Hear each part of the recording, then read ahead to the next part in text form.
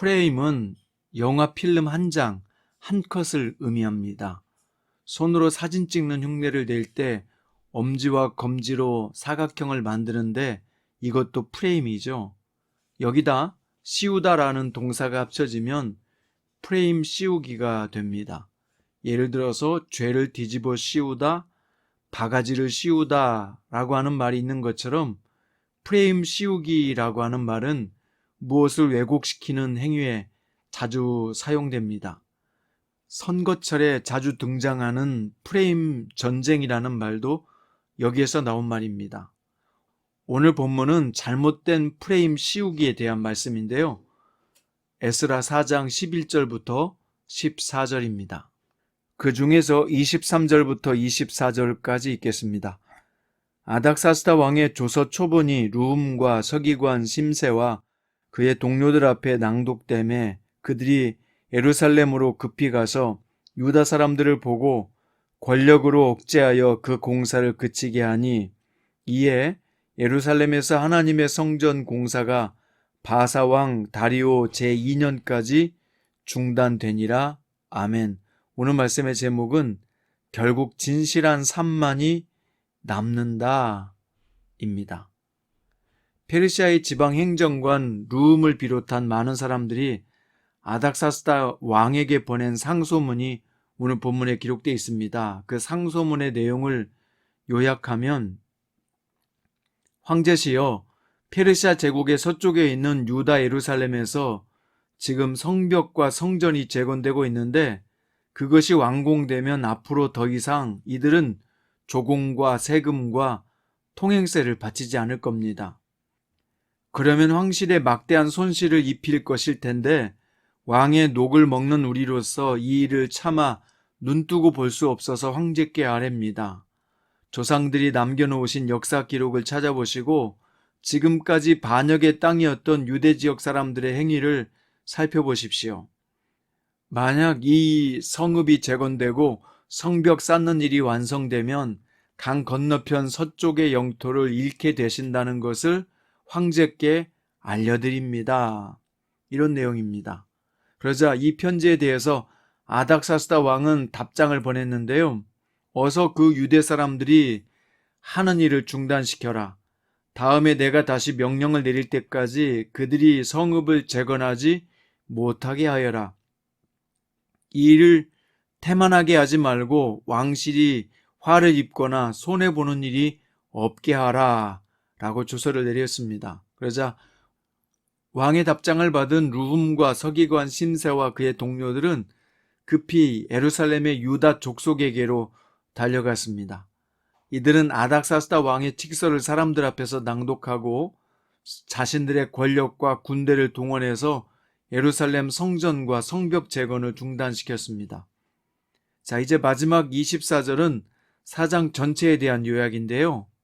이에 예루살렘에서 하나님의 성전 공사가 바사 왕 다리오 제2년까지 중단되니라. 그러니까 성전 재건 사업은 16년 동안 멈춰지게 된다는 내용입니다. 자, 오늘 이 본문 말씀은 우리에게 무엇을 말씀하고 있으며 우리는 어떻게 이 말씀을 우리 삶에 적용해야 할까요? 우선은 하나님 앞에서 진실해야 한다는 것입니다.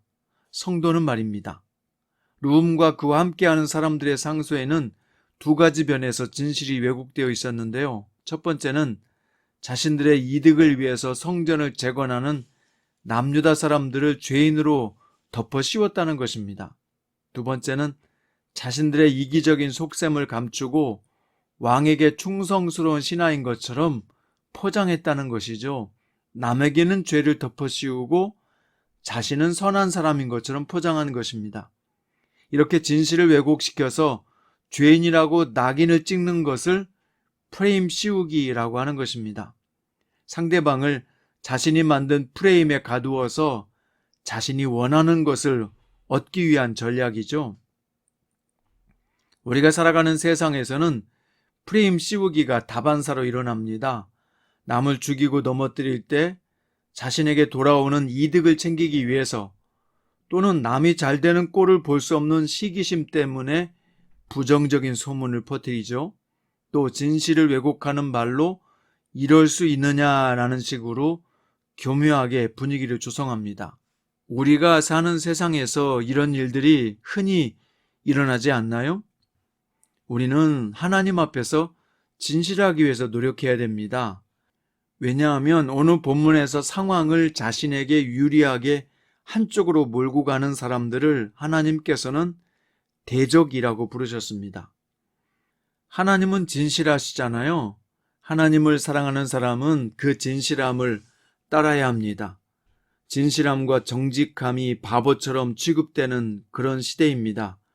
하지만 우리는 하나님 앞에서 진실하기 위해서 노력해야 됩니다. 결국 시간은 지나고 인생도 흘러갈 거예요. 10년, 20년, 30년 이렇게 시간이 지나고 나면 거짓으로 살았던 삶, 이기적인 삶은 결국 허무와 공허와 후회만 남습니다. 또 하나님 앞에서 그 말의 심판을 받아야 되니까 얼마나 두렵겠어요. 사랑하는 성도 여러분, 손해를 보더라도요, 진실하도록 또 진실하게 살기 위해서 우린 노력해야 됩니다. 자신의 이익을 얻기 위해서 프레임을 씌우는 그런 삶이 되지 않도록 늘 깨어 있어야 합니다. 또한 두 번째로 우리가 분별력을 갖춰야 되는데요. 대적들이 보낸 편지를 읽고 아닥사스다 왕은 분별력을 잃어버리고 예루살렘 재건 사업을 중단시켰습니다. 그의 판단은 공정하지 못했어요. 대적들이 말했던 공사가 예루살렘에 있었던 것은 사실이지만 성전 재건은 포로에서 귀환한 백성들 스스로 시행한 일이 아니잖아요. 페르시아 제국을 세운 고레스 왕의 칙령에 따라 진행된 사업이기 때문입니다. 그런데 이것 둘 다 역사에 기록되어 있는데 아닥사스다 왕은 대적들이 말한 내용만 듣고 판결을 내려버린 것입니다. 한쪽 말만 들었던 것이죠. 예루살렘에 대한 기록은 그 어떤 기록보다 고레스 왕의 칙령이 가장 우선됩니다. 에스더서에 기록된 것처럼 한 번 내려진 페르시아의 법은 변개할 수 없기 때문이에요. 우리도요, 누군가의 말을 듣고 판단을 내릴 때가 있는데요. 항상 한쪽 말만 듣고 누군가를 판단하면 잘못된 판단을 할 때가 아주 많지요. 그래서 항상 양측의 입장의 말을 들어보고 판단할 줄 아는 그런 지혜가 있어야 합니다. 어떤 부부에 대한 이야기를 들어도 아내의 말만 들으면 남편은 정말 못된 사람일 수 있어요.